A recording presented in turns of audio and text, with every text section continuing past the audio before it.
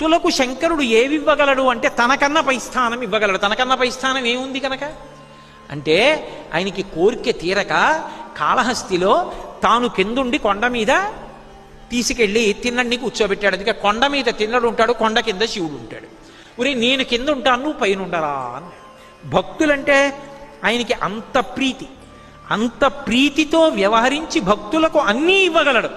ఇచ్చి తాను భిక్షాటనమూర్తి కాగలడు. భిక్షాటనమూర్తి భిక్షేశ్వరుడు అంటే అర్థం భిక్ష కోసం వస్తాడు అని. భిక్ష కోసం వచ్చాడు అంటే తనకేమీ లేనివాడు అని. తనకేమీ లేనివాడా?